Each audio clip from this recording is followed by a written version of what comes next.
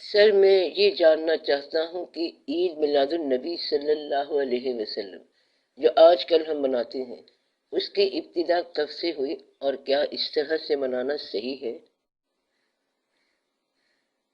یہ سوال بہت اچھا ہے اور اس کے پیچھے جو فکر ہے وہ قابل غور ہے۔ پہلے تو آپ یہ دیکھیں کہ آپ یہ کہہ رہے ہیں کہ آج کے دن حضور پاک صلی اللہ علیہ وسلم کی ولادت ہوئی، یعنی آپ صلی اللہ علیہ وسلم آج کے دن آئے، لیکن حضور پاک صلی اللہ علیہ وسلم آج کے دن تو نہیں آئے۔ آج جو دن ہے وہ 1987 کے نومبر کے مہینے کا دن ہے۔ حضور پاک صلی اللہ علیہ وسلم کی ولادت کا دن تو ایک تھا۔ مسلمانوں کے لیے یہ غور کا مقام ہے کہ جب ایک مبارک دن آیا تو اس دن کو کسی اور دن میں متواتر دیکھنے کی جو خواہش ہے وہ عقیدت میں تو اضافہ کرتی ہے لیکن صداقت میں اضافہ نہیں کرتی۔ آپ کی عقیدت بالکل ٹھیک ہے۔ آج کا یہ جو دن ہے اس کے بارے میں ہم کہتے ہیں کہ آج کے دن حضور صلی اللہ علیہ وسلم تشریف لائے، تو یہ دن آج کا دن تو نہیں ہے۔ آپ صلی اللہ علیہ وسلم تو کچھ عرصہ پہلے ربیع الاول ہی کے مہینے میں تشریف لائے۔ آپ صلی اللہ علیہ وسلم کی ولادت اسی دن کا واقعہ ہے، لیکن وہ آج سے پہلے کا واقعہ ہے۔ تاریخ میں کوئی بھی دن، کوئی بھی ساتھ دوبارہ نہیں آتی، اس بات کا ضرور لحاظ رہے۔ آپ یہ جو آج عید میلاد النبی صلی اللہ علیہ وسلم منا رہے ہیں وہ یاد کے طور پر منا رہے ہیں، یہ دن آج کا نہیں ہے۔ اب اس بات پر ذرا غور کریں۔ جب اس پر غور کریں گے تو پتہ چلے گا کہ ہم اس دن کو یاد کے طور پر مناتے رہے اور تقریب کے طور پر منا رہے ہیں۔ بزرگان دین کے زمانے میں اسے تقریب کے طور پر نہیں منایا گیا، یہ کوئی ریسنٹ ہسٹری ہے۔ یہ واقعہ قریب کے دور میں یعنی ماضی قریب میں ہوا ہے، یعنی ماضی قریب میں اس دن کو اس طرح منایا گیا ہے۔ پہلے بھی میلاد ہوتے تھے، یعنی حضور پاک صلی اللہ علیہ وسلم کو یاد کرنا، نعت پڑھنا اور حضور پاک صلی اللہ علیہ وسلم کی سیرت پر ایک دن مقرر کرنا۔ میں اس جلوس کی بات کر رہا ہوں، ان واقعات کی بات کر رہا ہوں جن کا انداز حضور پاک صلی اللہ علیہ وسلم کی پسند کے علاوہ ہے۔ اس جلوس کو حق نہیں پہنچتا کہ حضور پاک صلی اللہ علیہ وسلم کے نام پر نکالا جائے، کیونکہ اس کا انداز آپ صلی اللہ علیہ وسلم کی پسند کے علاوہ ہے۔ اور اگر ہمیں خوشی کا کوئی موقع ملے تو نور کو واپنا کی روشنی سمجھتے ہیں۔ نور تو نور ہوتا ہے، اس کا روشنی سے تعلق نہیں ہے۔ یہ روشنیاں تمہارے زمانے کی ہیں۔ بعض اوقات کسی کو کوئی خواب آیا، خیال آیا، عرفان ہو گیا یا مکاشفہ ہوا، اس سے اگر پوچھیں کہ آپ کو کیا محسوس ہوا تھا، کہے گا میں ایک محفل میں گیا، وہاں کیا تھا، نور ہی نور تھا۔ کیسے؟ بڑے بڑے نورانی بلب لگے ہوئے تھے۔ اب یہ جھوٹ بول رہا ہے، کیونکہ نور کا تعلق بلب سے نہیں۔ اس زمانے میں اس زمانے کی بات کو بیان کرنا اور اپنے عقیدے کے مطابق بیان کرنا، یہاں سے آدمی غلطی کر جاتا ہے۔ ایک بات یاد رکھیں کہ مشاہدہ عین حق ہوتا ہے۔ جس بزرگ سے کبھی کسی کی ملاقات ہوئی، وہ جس زمانے میں ملاقات ہوئی، خواب میں یا عرفان میں یا مشاہدے میں، تو وہ ملاقات عین صحیح اسی زمانے کے ماحول میں ہوگی۔ یا آپ کے زمانے میں اگر وہ زندہ جاوید ہے تو آپ کے زمانے میں وہ آپ جیسی کوئی بات بتا کر چلا جائے گا۔ اس لیے آپ کا یہ سوال کہ میلاد کب سے منایا جا رہا ہے، تو یہ حال ہی میں واقعہ ہوا ہے۔ میلاد منانا اچھی بات ہے، لیکن بات غور طلب ہے۔ میلاد منانے کا طریقہ یہ ہے کہ تم درود شریف پڑھو، باوضو بیٹھے رہو، حضور پاک صلی اللہ علیہ وسلم کے نام پر لوگوں پر رحمتیں کرو اور دشمنوں کو معافی دو اور دوستوں سے معافی مانگو۔ کہنے کا مطلب یہ ہے کہ صرف جلوس نکال لینا میلاد نہیں ہے، یہ صرف تقریب کے طور پر ہے، چونکہ ہم مسلمان ہیں اور ہم مقدس دنوں کے حساب سے چلتے ہیں۔ تو حضور پاک صلی اللہ علیہ وسلم کی یاد کوئی جیسے بھی منا رہا ہے وہ ٹھیک ہے، لیکن حضور پاک صلی اللہ علیہ وسلم کی یاد منانا اور آپ صلی اللہ علیہ وسلم کی زندگی کے مطابق نہ چلنا، میرے خیال میں یہ درست نہیں ہے۔ جب یاد مناتے ہو تو آپ صلی اللہ علیہ وسلم کی تقلید بھی ہونی چاہیے۔ آپ صلی اللہ علیہ وسلم کی تقلید بھی ہو اور ان کا بیان بھی ہو، اور یہ صحیح کہا گیا ہے کہ ذکر حبیب صلی اللہ علیہ وسلم کم نہیں وصل حبیب صلی اللہ علیہ وسلم سے۔ یہ بالکل ٹھیک ہے۔ اگر ذکر حبیب صلی اللہ علیہ وسلم وصل حبیب صلی اللہ علیہ وسلم نہ دے، اگر ذکر حبیب صلی اللہ علیہ وسلم وصل حبیب صلی اللہ علیہ وسلم نہ بنے، تو اس پر دوبارہ غور کرو کہ کیا ذکر کر رہے ہو، کہیں ایسا نہ ہو کہ دوبارہ ذکر کرنا پڑ جائے۔ مقصد یہ ہے کہ حضور پاک صلی اللہ علیہ وسلم کے نام پر دو علیحدہ بیانات ہو رہے ہیں، یہ غور طلب بات ہے۔ اصل بات کیا ہے، اس کو ذرا دیکھنا پڑے گا۔ تو یا رسول اللہ صلی اللہ علیہ وسلم کہنے اور یا رسول اللہ صلی اللہ علیہ وسلم نہ کہنے پر تمہارے ملک میں بڑا جھگڑا ہو چکا ہے، اس پر ذرا غور کرنا چاہیے۔ دیکھنا یہ ہے کہ عشق اور محبت کیا پیدا کر رہے ہیں۔ حضور پاک صلی اللہ علیہ وسلم کے معاملے میں یہ غور طلب بات ہے۔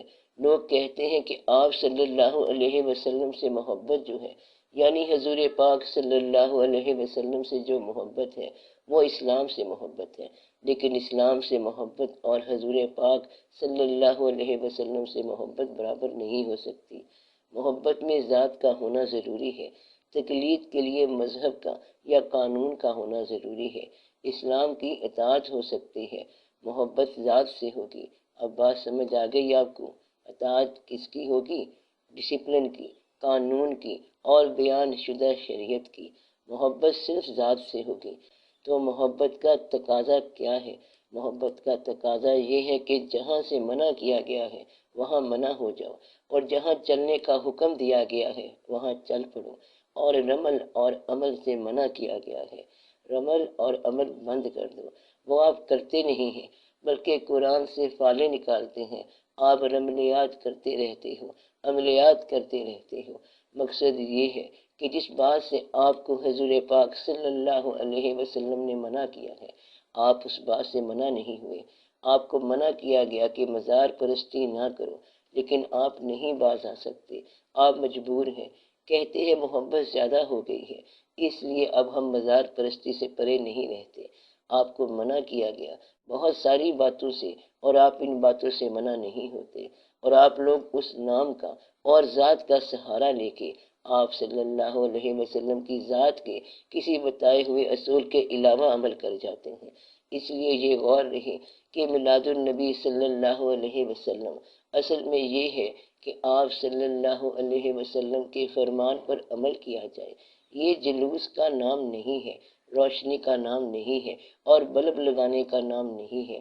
اصل میلاد حضور پاک صلی اللہ علیہ وسلم سے محبت کے نام پر ملت اسلامیہ یا امت محمدی صلی اللہ علیہ وسلم کی طرف رجوع کرنا اور اس میں ایک اجتماع پیدا کرنا ہے۔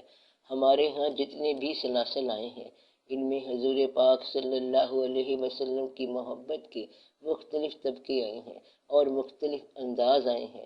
کوئی حضور پاک صلی اللہ علیہ وسلم کی محبت میں قوالی کر رہا ہے، اور کوئی درود شریف پڑھ رہا ہے، کوئی تنہا پڑھ رہا ہے، اور کوئی انجمن میں بیٹھا ہے۔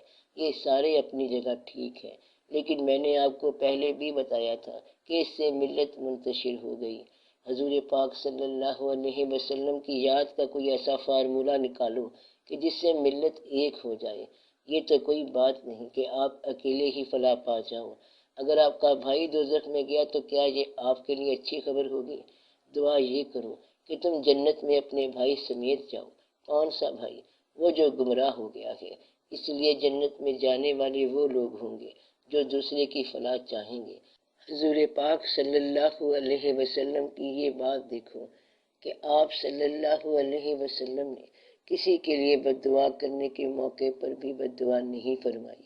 حالانکہ موقع تھا کہ جو شخص، جو ملت، طبقہ یا جو سوسائٹی اس وقت آپ صلی اللہ علیہ وسلم کے ساتھ بے انتہا زیادتی کر رہی تھی، اور اللہ کی طرف سے آپ کو اجازت تھی کہ آپ کہیں تو اس بستی کو غرق کر دیا جائے، تو آپ صلی اللہ علیہ وسلم نے کیا فرمایا؟ یہ سن کر رحمت للعالمین نے ہنس کے فرمایا کہ میں اس دہر میں قہر و غضب بن کر نہیں آیا، صلی اللہ علیہ وآلہ وسلم۔ آپ صلی اللہ علیہ وسلم نے فرمایا کہ اس بستی کو تباہ نہ کیا جائے، کیونکہ اگر یہ لوگ مسلمان نہیں ہوئے تو ان کی اولادیں ضرور مسلمان ہو جائیں گی۔ اور پھر ایسا ہی ہوا کہ ان لوگوں کی اولادیں مسلمان ہو گئیں۔ مطلب یہ ہے کہ آپ صلی اللہ علیہ وسلم نے کبھی بھی کسی بھی مقام پر اپنا ذاتی انتقام نہیں لیا۔ اے مسلمانان عالم، آپ سوچو، کیا آپ کے دلوں میں کوئی انتقام کا جذبہ ہے؟ اور اگر آپ کے دلوں میں انتقام کے جذبات ہیں تو دن منانے سے بات نہیں بنے گی، دل کو صاف کرنے سے بات بنے گی۔ کیا آپ کے دل سے انتقام نکل گیا ہے؟ کیا آپ کے دل میں سے دنیا میں ٹھہرنے کا لالچ نکل گیا ہے؟ اور کیا آپ کی زندگی حضور پاک صلی اللہ علیہ وسلم کی زندگی کے قریب رہنا چاہتی ہے؟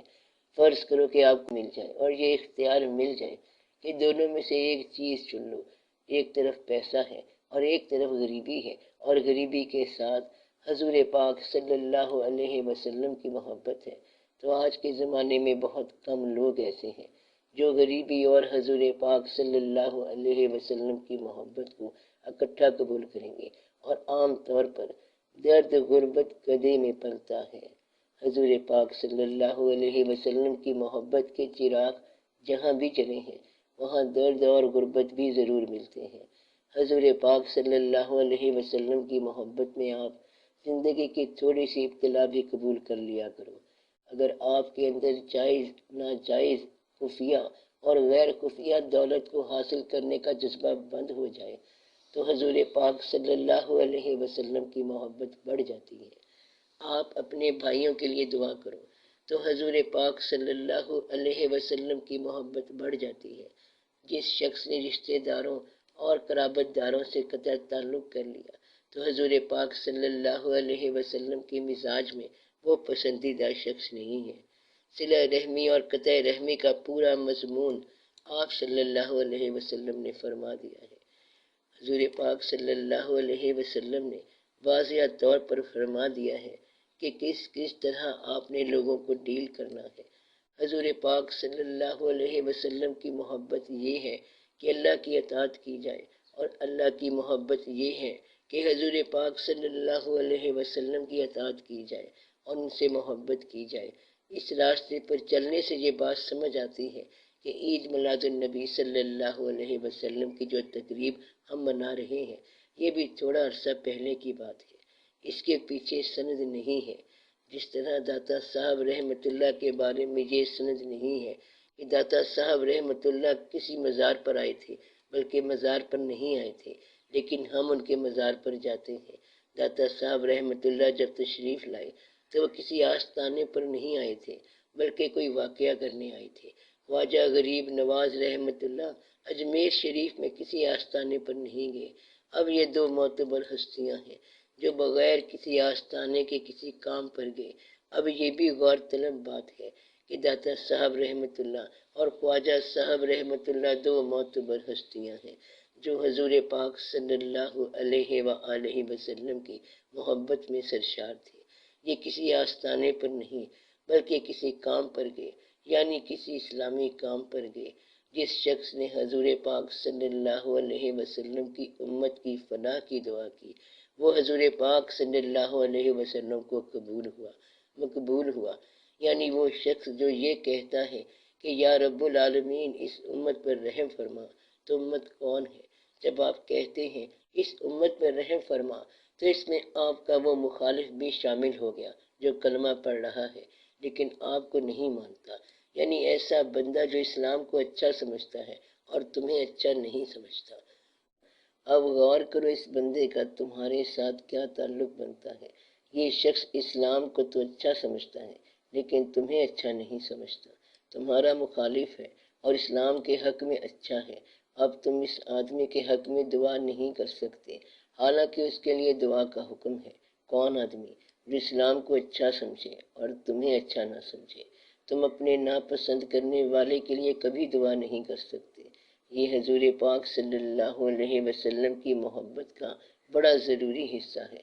کون سا حصہ ضروری ہے؟ وہ آدمی جو تمہیں ذاتی طور پر پسند نہ کرتا ہو اور اسلام کو پسند کرتا ہو، اس کے لیے دعا کرو۔ اب یہ کب ہوگا کہ تم اس کے لیے دعا کرو؟ یہ تب ہوگا جب تم اس کو ناپسند نہ کرو گے۔ حضور پاک صلی اللہ علیہ وسلم کی محبت میں یہ بہت ضروری ہے۔ اب یہ فارمولہ بن گیا کہ اپنی پسند اور ناپسند کو بغیر حضور پاک صلی اللہ علیہ وسلم کی سند کے استعمال نہ کرو، جب تک وہ سند نہ ملے کسی کو ناپسند نہ کرنا۔ اگر وہ حضور پاک صلی اللہ علیہ وسلم کا پسندیدہ آدمی ہوا اور تم نے ناپسند کیا تو تم کبھی بھی حضور پاک صلی اللہ علیہ وسلم کے قریب نہیں جا سکتے۔ مثال کے طور پر حضور پاک صلی اللہ علیہ وسلم کے زمانے میں یہ بڑا ٹیسٹ ہوا کہ ایک سیاہ فام غلام حضور پاک صلی اللہ علیہ وسلم نے مسلمانوں کی سوسائٹی میں نازل فرما دیا۔ اب وہ عرب سوسائٹی بڑی نستعلیق سوسائٹی تھی۔ وہ لوگ رنگ کا خیال کرنے والے اور مرتبے کا خیال کرنے والے اور زبان کا خیال کرنے والے تھے، اور ادھر ایک غلام کو اتنی بڑی فوقیت مل گئی۔ اب ان کو یہ بتانا تھا کہ یہاں فوقیت حضور پاک صلی اللہ علیہ وسلم سے تقرب کی ہے اور خون کی نہیں ہے، فوقیت یہاں خدمت کی ہے، نسل کی نہیں۔ فوقیت حضور پاک صلی اللہ علیہ وسلم کے مزاج کی ہے، تمہارے مزاج کی نہیں۔ اس لیے جب حضور پاک صلی اللہ علیہ وسلم کے مزاج کی فوقیت مان لو گے تو پھر آپ کا اپنا مزاج ختم ہو جائے گا۔ اپنے مزاج کو ان کے تابع کر دینے والا حضور پاک صلی اللہ علیہ وسلم سے محبت کر سکتا ہے، ورنہ ان کی محبت کا دم نہ بھرنا۔ اگر آپ کو کبھی دین اور دنیا کو سلیکٹ کرنے کا چوائس مل جائے تو دنیا کو ترک کر دینا۔ ایک دفعہ ایسا ہوا کہ حضور پاک صلی اللہ علیہ وسلم ایک جگہ تشریف لے گئے۔ ایک صحابی رضی اللہ تعالیٰ عنہ مکان بنا رہے تھے۔ مکان کا گنبد ذرا پختہ اور بلند ہو گیا۔ حضور پاک صلی اللہ علیہ وسلم وہاں سے خاموش ہو کر چلے گئے۔ شام کو وہ صحابی گئے، سلام کیا، آپ صلی اللہ علیہ وسلم نے جواب نہیں دیا۔ پھر سلام کیا، جواب نہیں دیا آپ صلی اللہ علیہ وسلم نے۔ تو صحابی رضی اللہ تعالیٰ عنہ کو سمجھ آ گئی کہ بات کیا ہے۔ باہر جا کر صحابہ کرام رضی اللہ تعالیٰ عنہ سے پوچھا کیا بات ہے؟ آج حضور پاک صلی اللہ علیہ وسلم نے میرے سلام کا جواب نہیں دیا، کیا مجھ سے کوئی خطا ہوئی ہے؟ انہوں نے کہا خطا تو کوئی نہیں ہوئی، تمہارے مکان کے پاس سے گزرے تھے اور اسے حضور پاک صلی اللہ علیہ وسلم نے دیکھ کر کچھ ناپسند فرمایا۔ وہ صحابی رضی اللہ تعالیٰ عنہ گئے اور انہوں نے وہ مکان گرا دیا، پھر واپس آ کر سلام کیا۔ حضور پاک صلی اللہ علیہ وسلم نے جواب دیا۔ آپ صلی اللہ علیہ وسلم نے فرمایا تم یہاں رہنا چاہتے ہو جبکہ ہم یہاں سے نکلنا چاہتے ہیں۔ بات اتنی ساری ہے کہ یہاں رہنے کا مقام ہی نہیں ہے۔ وہ شخص جو حضور پاک صلی اللہ علیہ وسلم کی محبت کا دم بھرتا ہے اس کو سمجھ لینا چاہیے کہ حضور پاک صلی اللہ علیہ وسلم کی محبت جو ہے وہ اس دنیا سے فارغ ہونا ہے۔ اگر محبت مانگتے ہو تو ایک ایک کر کے اپنے ہاتھ کے سارے جذباتی کبوتر اڑا دو اور ایک ایک کر کے ہر شے کو چھوڑ دو، پھر اللہ جانے اللہ کے کام جانے۔ چھڑا کے دامن بتوں سے اپنا غبار راہ حجاز ہو جا، یعنی یہاں سے ساری وابستگی چھوڑ کر آپ حضور پاک صلی اللہ علیہ وسلم کے بتائے ہوئے راستے پر چل پڑو۔ تو یہ ہے حضور پاک صلی اللہ علیہ وسلم کی محبت۔ حضور پاک صلی اللہ علیہ وسلم کی محبت ان لوگوں سے پوچھو جن لوگوں نے ساری عمر خربوزہ نہیں کھایا۔ ایک بزرگ خربوزہ ہاتھ میں لیے بیٹھے تھے مگر کھاتے نہیں تھے۔ کسی نے پوچھا کہ خربوزہ نہیں کھاتے؟ فرمایا کہ مجھے پتہ نہیں چل رہا کہ حضور پاک صلی اللہ علیہ وسلم خربوزہ کس طریقے سے کاٹتے تھے۔ جب تک مجھے سند نہ ملے کس طرح کھاؤں؟ اور پھر ساری عمر خربوزہ نہ کھایا۔ یعنی کہ حضور پاک صلی اللہ علیہ وسلم کی ایک عادت کو ساری عمر کا سفر نامہ بنا لیا کہ اس کے مطابق سفر کرنا ہے۔ جہاں جہاں سے حضور پاک صلی اللہ علیہ وسلم گزرے ہیں ان لوگوں کو وہاں سے گزرنے کی خواہش اور تمنا رہی ہے۔ ان لوگوں کو پتا تھا کہ حضور پاک صلی اللہ علیہ وسلم کی محبت کیا ہے۔ آپ لوگ خود دیکھیں کہ اس محبت کا اعجاز کیا ہے۔ آپس میں لڑنے والے اور سال ہر سال لڑنے والے اور نسل در نسل لڑنے والے آخر کار ایک محفل میں آ کر بیٹھ گئے۔ یہ حضور پاک صلی اللہ علیہ وسلم کا اعجاز تھا۔ آپ صلی اللہ علیہ وسلم نے متفرق قبائل کو جمع کر دیا تو متفرق کو اجتماع میں لانا حضور پاک صلی اللہ علیہ وسلم کا اعجاز ہے۔ اور اب آپ لوگ پھر ایک قسم کی تفریق میں آ گئے ہیں۔ اب آپ خود دیکھیں ہمارے اسلام میں کیا ہے۔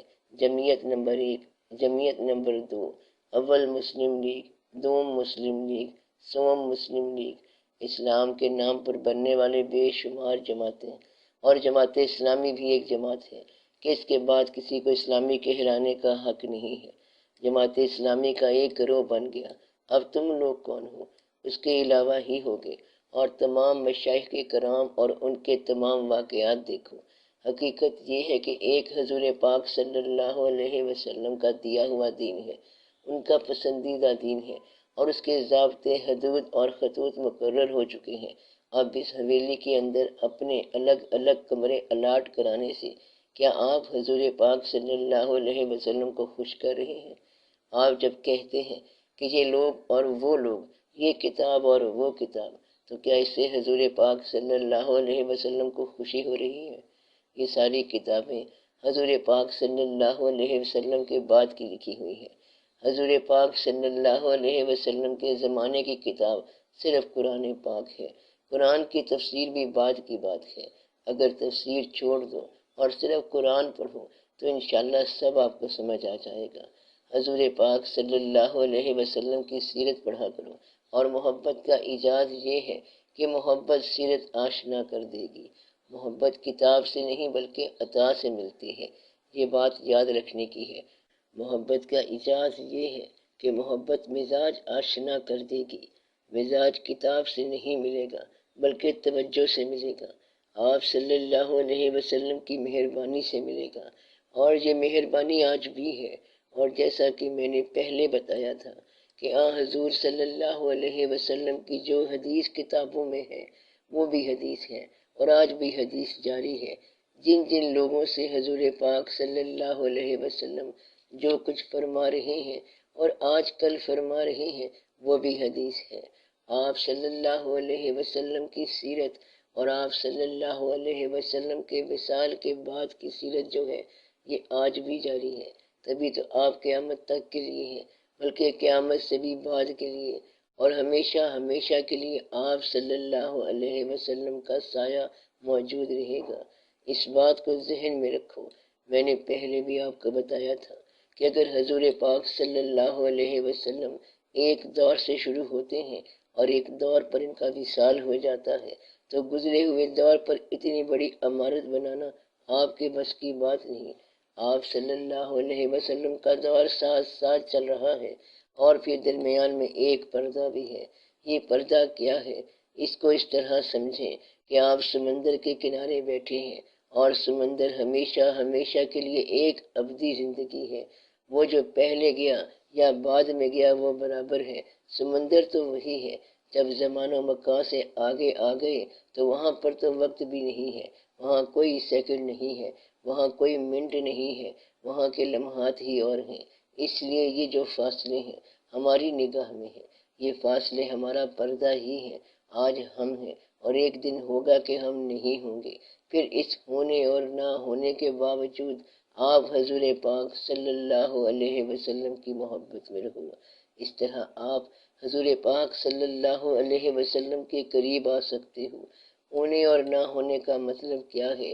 یعنی وصال کے وقت بھی، موت کے وقت بھی، اور غم کے وقت بھی جس شخص کی محبت میں فرق نہ آیا وہی شخص حضور پاک صلی اللہ علیہ وسلم کی محبت کے قریب ہوگا، اور جس شخص میں خوشی، غمی اور موت کے وقت فرق آ جائے وہ اس محبت کے قریب نہیں آ سکتا۔ اور اگلی بات یہ بتا رہا ہوں کہ کبھی حضور پاک صلی اللہ علیہ وسلم سے آپ کی ملاقات ہو جائے، اور اللہ کرے ضرور ہو جائے، تو وہ شخص جو حضور پاک صلی اللہ علیہ وسلم سے کسی دنیاوی آرزو کا سوال کرے اس کو محبت نہیں ہوگی۔ مقصد یہ کہ وہ جدا ہونے والا آدمی ہوگا، کوئی نقلی آدمی ہوگا کہ وہ آپ صلی اللہ علیہ وسلم سے روشنی لے کر جانا چاہتا ہے، تو حضور پاک صلی اللہ علیہ وسلم کی محفل سے کسی کام کی غرض سے اٹھ کر جانے والا اس محفل کا آدمی نہیں رہے گا۔ حضور پاک صلی اللہ علیہ وسلم سے محبت کرنے والا کون ہے؟ جس کو آپ صلی اللہ علیہ وسلم کا عشق نصیب ہو جائے، وہ باقی عشقوں کو بھول جاتا ہے اور وہ باقی فرائض بھی بھول جاتا ہے۔ ایسے شخص کے فرائض بدل جاتے ہیں، اس کا عنوان بدل جاتا ہے اور اس کے واقعات بدل جاتے ہیں۔ اس لیے اس بات کا ضرور خیال رہے کہ حضور پاک صلی اللہ علیہ وسلم کی زندگی کیا ہے۔ حضور پاک صلی اللہ علیہ وسلم سے محبت کرتے کرتے ایک وقت ایسا آ جاتا ہے کہ یہ محبت آپ کو جلوہ گر نظر آتی ہے۔ ایسا ہو سکتا ہے خاک کو رفت ملے، بے بال و پر کو پر ملے، نعت پیغمبر سے جب عرفان پیغمبر ملے، اس نظر میں فاصلے صدیوں کے بھی حائل نہیں، اپنے درویشوں سے وہ ہر دور میں آ کر ملے۔ یہ جلسہ و جلوس سب اس لیے ہے کہ آپ کو ابھی عرفان اور ادراک نہیں ہو رہا۔ عجیب بے ترتیبی ہے، بیل گاڑیاں، ہلا گلا، بھاگم دوڑ، ہے جمالو، میرا تو شہر ہی چھوڑ جانے کو دل کرتا ہے۔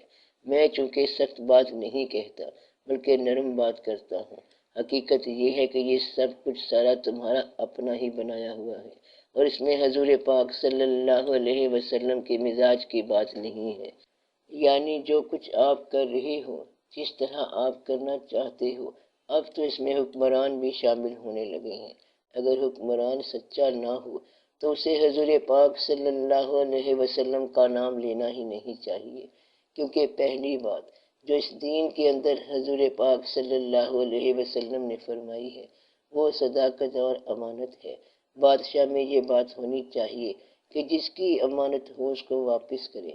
عوام کی جو چیز ہے وہ عوام کو واپس ہونی چاہیے۔ صداقت کا معنی یہ ہے کہ اس سٹیج پر کوئی سٹیٹمنٹ، کوئی غلط بیان نہ ہو، اخباری بیان بھی غلط نہ ہو۔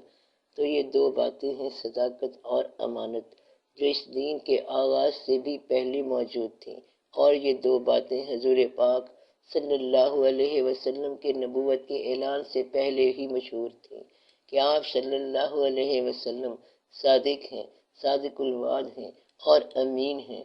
اور آپ صلی اللہ علیہ وسلم نے کافروں کو یہ بات تسلیم کرائی کہ اگر میں یہ کہوں کہ پہاڑ کے پیچھے سے دشمن آ رہا ہے تو کیا تم مان لو گے؟ سب نے کہا جی ہاں۔ اگر کا جو لفظ ہے اس پر غور کریں، بڑے خوبصورت انداز سے آپ صلی اللہ علیہ وسلم نے بات فرمائی۔ اگر میں یہ کہوں کہ دشمن آ رہا ہے جو کہ تمہیں معلوم ہے کہ نہیں آ رہا ہے تو تم کیا کہو گے؟ کافروں نے کہا ہم آپ صلی اللہ علیہ وسلم کی بات مان لیں گے۔ مطلب یہ کہ آپ صلی اللہ علیہ وسلم نے صداقت کا اتنا اعتماد پیدا کر لیا کہ اگر غیر صادق بات کریں تب بھی صداقت ہے، تو صادق کی بات ہی صداقت ہوتی ہے۔ حضور پاک صلی اللہ علیہ وسلم نے یہ ثابت کر دکھایا۔ کیا بات ثابت کی؟ کہ صادق کی بات صداقت ہے۔ جو آپ صلی اللہ علیہ وسلم فرمائیں وہ صداقت ہے۔ دنیا کی جو صداقتیں ہیں ہم ان کو ویریفائی کرتے ہیں اور تجزیہ کرتے ہیں۔ مثلاً کوئی یہ کہے کہ آپ کے گھر کے باہر ایک آدمی آیا ہوا ہے، اگر آپ کو کوئی شک ہے تو باہر جا کر دیکھ لو۔ اگر کوئی شخص نہیں آیا ہوا ہوگا تو وہ کہنے والا سچا نہیں ہوگا، اور آیا ہوگا تو کہنے والا سچا ہوگا۔ یہ تو وہ بات ہوئی جس کا ہم تجزیہ کر سکتے ہیں اور جس کا ہم جائزہ لے سکتے ہیں اور جس کا ہم ثبوت مہیا کر سکتے ہیں۔ ایسی باتوں میں تو آپ صداقت پر غور کر سکتے ہو، لیکن جب یہ کہا جائے کہ کیا اللہ ہے تو اس کا کیا ثبوت؟ یہاں پر پیغمبر صلی اللہ علیہ وسلم کی ذات پر اعتماد کے بغیر چارہ نہیں۔ اگر کوئی پوچھے کہ اللہ کا ثبوت کیا ہے تو پیغمبر صلی اللہ علیہ وسلم فرماتے ہیں کہ اللہ ہے۔ چونکہ یہ بات میں کہہ رہا ہوں، اس سے بڑا ثبوت اور کیا ہو سکتا ہے کہ اللہ ہے اور بس اللہ ہے۔ لہذا نہ ثابت ہو سکنے والی بات بھی اعتماد شخصیت کے ذریعے ثابت ہو سکتی ہے۔ آپ صلی اللہ علیہ وسلم کی ذات اتنی معتبر ہے کہ آپ صلی اللہ علیہ وسلم کا فرمایا ہوا مستند ہے۔ آج تک کسی کو اللہ کا ثبوت نہیں ملا اور آج تک لوگ مانتے چلے آ رہے ہیں کہ اللہ ہے۔ یہ اس لیے کہ فرمانے والا سچا ہے۔ حضور پاک صلی اللہ علیہ وسلم کے قول کی خوبی یہ ہے کہ آپ صلی اللہ علیہ وسلم نے فرمایا کہ اللہ ہے، جبکہ اللہ کا ثبوت نہیں ہے، اللہ کے واقعات نہیں ہیں، اور اللہ ہمارا تجربہ نہیں ہے، اور اللہ ہم نے دیکھا نہیں ہے۔ ایک دفعہ حضور پاک صلی اللہ علیہ وسلم نے فرمایا کہ اللہ ہے تو بس ٹھیک ہے، اللہ ہوگا۔ پھر وہ فرماتے ہیں کہ اس کو سجدہ کرو تو یہ بھی ٹھیک ہے، اور اللہ حضور پاک صلی اللہ علیہ وسلم پر درود پڑھتا ہے، یہ بھی ٹھیک ہے۔ آپ غور کریں کہ اللہ تعالیٰ نے اتنی دنیا پیدا فرمائی ہے اور صرف ایک ذات پر درود بھیجتا جا رہا ہے، تو حضور پاک صلی اللہ علیہ وسلم کی بات اس حد تک صداقت ہے کہ وہ جو کہیں وہ سچ ہے۔ یہ بات حضور پاک صلی اللہ علیہ وسلم کی ذات پر اعتماد کے بغیر ممکن نہیں۔ پھر جب معراج شریف کا واقعہ ہوا اور حضرت ابو بکر صدیق رضی اللہ تعالیٰ عنہ سے کہا گیا کہ تمہارے نبی صلی اللہ علیہ وسلم یہ بات کہہ رہے ہیں، تو انہوں نے کہا جب آپ صلی اللہ علیہ وسلم فرما رہے ہیں تو ٹھیک ہے، ایسا ہی ہوگا۔ اور یہی ایک راز ہے کہ جو بات حضور پاک صلی اللہ علیہ وسلم فرما رہے ہیں وہ ایسا ہی ہوگا۔ بہت سی باتیں ہیں جن کا ثبوت مہیا کرنا مشکل ہے، مثلا مرنے کے بعد ایک زندگی ملے گی، اس کا ثبوت کسی کے پاس نہیں۔ کبھی کوئی مرا ہوا بندہ آپ کے پاس نہیں آیا ہوگا کہ وہاں یہ ہو رہا ہے، لیکن مرنے کے بعد کی زندگی ایمان ہے، ایسا ایمان جس کا کوئی ثبوت نہیں ہے۔ اللہ اور اس پر اعتماد تو ہے لیکن جس کا ثبوت نہیں ہے، ایسے فرشتے جن کا ثبوت نہیں ہے، ایسے جبرائیل جن کا ثبوت نہیں ہے، یہ سب ایمان ہی ایمان ہے، ایمان ہی ایمان ہے۔ یہ ایمان حضور پاک صلی اللہ علیہ وسلم کی صداقت والی شخصیت پر اعتماد کی وجہ سے ملا، اور یہ حضور پاک صلی اللہ علیہ وسلم کا اعجاز ہے۔ آپ صلی اللہ علیہ وسلم کا سب سے بڑا اعجاز یہ ہے کہ حضور پاک صلی اللہ علیہ وسلم نے خدا کو ایسا منوایا کہ جیسے ہم دیکھ رہے ہیں، حالانکہ ہم نے دیکھا نہیں ہے۔ آپ صلی اللہ علیہ وسلم کی ذات پر اس طرح کا اعتماد ہونا چاہیے، اور صرف جلوس نکالنے سے بات نہیں بنتی۔ اس جلوس میں مجھے ایک اچھی بات نظر آتی ہے کہ عید میلاد النبی صلی اللہ علیہ وسلم کا جلوس ہو اور داتا صاحب رحمۃ اللہ پر جا کر ختم ہو۔ اس بات سے داتا صاحب رحمۃ اللہ کا حضور پاک صلی اللہ علیہ وسلم سے کوئی رشتہ ضرور ثابت ہوتا ہے، ورنہ اس مقام پر جانے کا کیا سبب ہے؟ غالباً یہ ایک ہی واقعہ ہے کہ داتا صاحب رحمۃ اللہ مظہر نور خدا ہیں۔ پھر اس میں ایک اور بات دیکھو کہ جب جاننے والے منانے کا کوئی پروگرام نہیں بنا رہے تو نہ جاننے والے کچھ نہ کچھ تو کریں گے۔ نہ جاننے والے ہلا گلا چاہتے ہیں، رونق چاہتے ہیں، اس لیے جاننے والوں کو چاہیے کہ کوئی نہ کوئی فنکشن جو حضور پاک صلی اللہ علیہ وسلم کے نام کا ہو اسے بڑے مقدس انداز میں ضرور کیا کریں، تاکہ لوگوں کے اندر شعور پیدا ہو، ورنہ لوگ تو یہی کچھ کرتے رہیں گے، بیل گاڑی زندہ باد مرد آباد اور ڈھول ڈھمکے کرتے رہیں گے۔ اس سے بچنا چاہیے۔ اب تو بزرگوں کے عرس پر بھی ایسا ہوتا ہے، مثلا دھمال ہے، دھمال اسلام کے شاعر اللہ میں سے تو نہیں ہے۔ مادھو لال حسین رحمۃ اللہ کے دربار میں آپ کبھی گئے ہوں تو عجیب و غریب منظر ہوتا ہے۔ یہ اسلام کی بات نہیں ہے۔ اسلام کے اندر تو یہ واقعہ ہے کہ حضور پاک صلی اللہ علیہ وسلم کی یاد منانی ہو تو ہمیشہ یاد رہنی چاہیے، ہمیشہ ہی مناؤ، اور اس طریقے سے مناؤ کہ اس کے اندر سنجیدگی پیدا ہو اور تقدیس پیدا ہو اور ادب پیدا ہو، تاکہ بچوں کے اندر اور نئی نسل کے اندر روشنی پیدا ہو۔ یہ نہ ہو کہ آپ اسے بے ترتیب کر دو۔ اس جلوس سے حکومت والوں نے بھی فائدہ اٹھایا، اس سے حکومت کچھ دیر پا ہو جاتی ہے۔ لوگ سمجھتے ہیں کہ حکمران نیک لوگ ہیں، حضور پاک صلی اللہ علیہ وسلم کے جلوس میں شامل ہوئے ہیں، لوگ جھنڈیاں لے کے دیتے ہیں، ایسا شخص مہنگا بیچتا ہے اور بھائیوں کو نقصان پہنچاتا ہے، گھٹیا مال فروخت کرتا ہے اور مال میں ملاوٹ کرتا ہے، لیکن جھنڈیوں کے پیسے ضرور دیتا ہے کہ میلاد النبی صلی اللہ علیہ وسلم پہ لگا دو۔ ایسے آدمی کو اتنا کہو کہ غور کرے کہ وہ حضور پاک صلی اللہ علیہ وسلم کی امت کے ساتھ کیا کر رہا ہے۔ ایک شخص نے دوسرے سے کہا کہ دیکھ بھائی، تیرے کارخانے کی بنی ہوئی چائے ہم نے پی ہے لیکن اس میں کوئی ذائقہ نہیں نکلا۔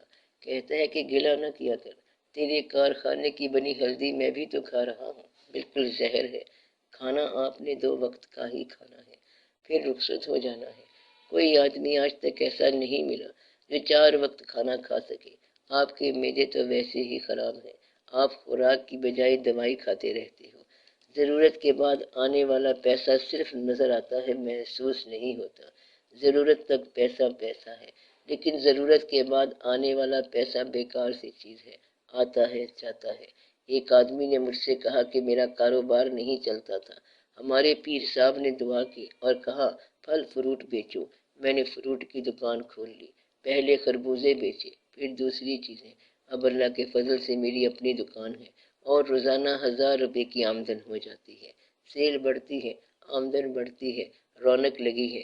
اب وہ کرتا یہ تھا کہ 20 روپے والی چیز 50 روپے میں بیچتا تھا۔ اب اپنے بھائی سے زیادہ منافع اپنے پیر صاحب کا نام لگا کر لے لیتا تھا۔ اس میں نہ تو پیر خوش ہوتا ہے اور نہ حضور پاک صلی اللہ علیہ وسلم خوش ہوں گے۔ کہیں تم حضور پاک صلی اللہ علیہ وسلم کے نام پر حضور پاک صلی اللہ علیہ وسلم کے بتائے ہوئے راستے کے علاوہ نہ چل پڑنا۔ اس بات کا اندیشہ ہے، اس کا خیال کرنا، کہیں ایسا نہ ہو کہ یاد بناتے ہوئے آپ بہک جاؤ، اور پھر کہیں ایسا نہ ہو کہ ہمیشہ کے لیے آپ پر یادیں منانے کی پابندی لگ جائے۔ آج جس طرح ہوتا ہے، داتا صاحب رحمۃ اللہ کے عرس پر کہ عرس منانے والے کسی آدمی نے کشف المحجوب نہیں پڑھی، منانے والے بھاٹی گیٹ تک جلیبی کھا کے آ گئے اور کہتے ہیں سبحان اللہ، داتا صاحب رحمۃ اللہ کا عرس ہے۔ سبحان اللہ، کیا جلیبی ہے؟ اب آپ ہی بتاؤ، جلیبی سے کیا تعلق داتا صاحب رحمۃ اللہ کا؟ پھر کہتا ہے کہ چلو رونق میلہ بھی دیکھیں۔ اب اس نے رونق میلے کا نام داتا صاحب رکھ لیا ہے۔ اگر آپ کو حضور پاک صلی اللہ علیہ وسلم کی یاد حضور پاک صلی اللہ علیہ وسلم کے قریب نہیں لے کے جا رہی، تو پھر آپ کو احتیاط کرنی چاہیے اور غور کرنا چاہیے۔ پھر آج کا دن آپ کے لیے مبارک ہو گیا۔ کوئی شخص یہ کہے کہ میں آج نصف شب کو حضور پاک صلی اللہ علیہ وسلم کے نام کے 2 رکعت نفل ضرور پڑھوں گا اور میں فلاں وقت درود شریف پڑھوں گا، اور یہ کہ آپ صلی اللہ علیہ وسلم نے فرمایا ہے تو میں تقلید کرتا ہوں اور میں بھائی کو معاف کرتا ہوں، اور یہ کہے کہ ایک آدمی کو میں نے تکلیف دی تھی اور آج کی وجہ سے میں اس سے معافی مانگ لیتا ہوں، ایسی صورت میں آج کا دن مبارک ہے۔ آپ غصہ بھی کرتے ہو، لالچ بھی کرتے ہو، نفرتیں بھی کرتے ہو، مال جمع بھی کرتے ہو، اس کی گنتی بھی کرتے ہو، دنیا کی آرزو کے پیچھے بھاگے دوڑے پھرتے ہو، اور پھر حضور پاک صلی اللہ علیہ وسلم کی محبت کا نام بھی لیتے ہو۔ یہ سب اتنا مکینیکل نہیں ہے، یعنی یہ محبت مشین کی طرح نہیں ہے۔ آپ کا دل کہے اور آپ کی روح کہے کہ الصلاۃ والسلام علیک یا رسول اللہ، یہ درود شریف پڑھا جائے، غور سے پڑھا جائے، آنسوؤں سے پڑھا جائے۔ میں نے پہلے بھی بتایا تھا کہ روزانہ پڑھا جائے۔ اب میں آپ کو حضور پاک صلی اللہ علیہ وسلم کے میلاد کی نظم سناتا ہوں۔ مبارک اہل ایمان کو کہ ختم المرسلین آئے، مبارک صد مبارک بانی دین مبین آئے، مبارک ہو کہ دنیا میں شہ دنیا ودی آئے، چراغ طور آئے زینت عرش بری آئے، کہ حسن ذات دینے کے لیے ذوق یقین آئے، مبارک ہر جہاں کو رحمت للعالمین آئے۔ یہ روز کن سے بھی پہلے زمانے کی کہانی ہے، 2 عالم میں محمد کا نہ تھا ثانی نہ ثانی ہے، فنا زیر قدم ان کی بقا پر حکمرانی ہے، محمد کے غلاموں تک کی ہستی جاودانی ہے، سراپا عشق حق بن کر حسینوں کے ہنسی آئے، مبارک ہر جہاں کو رحمت للعالمین آئے۔ وہی حامیم و طٰہٰ ہیں، مدثر ہیں، مزمل ہیں، وہ کرمنا بنی آدم کی تفسیر مکمل ہیں، امام الانبیاء ہیں، نور ہیں، انسان کامل ہیں، خدا خود میر مجلس ہے، محمد شمع محفل ہیں، دلوں کو نور دینے کے لیے نور مبین آئے، مبارک ہر جہاں کو رحمت للعالمین آئے، دم عیسیٰ ید بیضا سے آگے ہے مقام ان کا، کلام اللہ کی تفسیر ہے گویا کلام ان کا، حیات جاوداں دیتا ہے دنیا کو پیام ان کا، خدا ہی جانتا ہے کس قدر پیارا ہے نام ان کا، گناہ گاروں نہ گھبراؤ شفیع المذنبین آئے، مبارک ہر جہاں کو رحمت للعالمین آئے، در و دیوار طیبہ کے خوشی سے جگمگاتے ہیں، فضائیں رقص کرتی ہیں، پرندے چہچہاتے ہیں، ملائک حور و غلمان راہ میں آنکھیں بچھاتے ہیں، کہ سلطان زمانہ دہر میں تشریف لاتے ہیں، جبین آسماں جھکتی ہوئی سوئے زمیں آئے، مبارک ہر جہاں کو رحمت للعالمین آئے، 2 عالم کے دلوں کو نور دیتا ہے جمال ان کا، یہ جاں ان کی، یہ دل ان کا، صفت ان کی، کمال ان کا، یہ دن ان کا، چراغ ان کے، فراق ان کا، وصال ان کا، غلام کمتری واصف علی کو ہے خیال ان کا، محمد کی غلامی میں قلوب العاشقیں آئے، مبارک ہر جہاں کو رحمت للعالمین آئے، صلی اللہ علیہ وآلہ وسلم۔ بات اتنی ساری ہے کہ آپ سب درود شریف پڑھو اور ہر آدمی حضور پاک صلی اللہ علیہ وسلم سے دعا کرے کہ یا رسول اللہ صلی اللہ علیہ وسلم امت پر رحم فرمائیں۔ اب وقت ایسا آ گیا ہے کہ انتشار ہو گیا ہے، آدمی آدمی سے الگ ہو گیا ہے، فرقہ فرقے سے الگ ہو گیا ہے، ایک دوسرے سے طبقے الگ الگ ہو گئے ہیں، کہیں ایسا نہ ہو کہ ملت مٹ جائے۔ دعا یہ کرو کہ یا رب العالمین، یا رسول اللہ صلی اللہ علیہ وسلم امت کو اکٹھا فرمائیں، ملت کو اکٹھا فرمائیں، ان کو پھر عہد رفتہ کی طرف رجوع عطا فرمایا جائے۔ جس طرح آپ صلی اللہ علیہ وسلم پہلے رحمت للعالمین بن کے تشریف لائے ہیں، اسی طرح آج آپ صلی اللہ علیہ وسلم کی یاد رحمت للعالمین کرے تاکہ ہمارے اندر سارے انتشار دور ہو جائیں۔ یہ دعا کیا کرو کہ یا رب العالمین رحم فرما، یا اللہ تعالیٰ اس امت پر ملت پر رحم فرما، آمین یا رب العالمین۔ حضور پاک صلی اللہ علیہ وسلم کی سب سے بڑی شان یہ ہے کہ آپ صلی اللہ علیہ وسلم غریبوں میں غریب ہیں اور بادشاہوں میں بادشاہ۔ جس انداز سے اپروچ کرو گے تو آپ کو حضور پاک صلی اللہ علیہ وسلم کی شان ملے گی۔ محبت سے کرو، دل سے دنیا داری آرزو نکال دو، پھر اللہ تعالیٰ اور اللہ کے حبیب صلی اللہ علیہ وسلم رحم فرمائیں گے۔ سب سے بڑی دعا یہ ہے کہ یا اللہ ہمیں اپنے محبوب صلی اللہ علیہ وسلم کی محبت فرما، آمین یا رب العالمین۔ حضور پاک صلی اللہ علیہ وسلم کی محبت کے چراغ روشن ہوں، واقعی چراغوں میں حضور پاک صلی اللہ علیہ وسلم کی محبت روشن ہو۔ یا اللہ ہم خالی تقریب منانے والی قوم نہ بن جائیں، خالی جلوس نکالنے والی قوم نہ بن جائیں، خالی جلسے کرانے والی قوم نہ بن جائیں۔ ان جلسوں اور جلوسوں میں اگر وہ روح ہے تو یہ جاری رہیں، اگر نہیں ہے تو انہیں بند کرا، یا رب العالمین۔ یا اللہ روح والی بات نافذ فرما تاکہ صداقت کے ساتھ اسلام کا بول بالا ہو، آمین یا رب العالمین۔ صلی اللہ تعالی علی خیر خلقہ و نور عرشہ سیدنا و مولانا حبیبنا و شفیعنا محمد و آلہ و اصحابہ اجمعین۔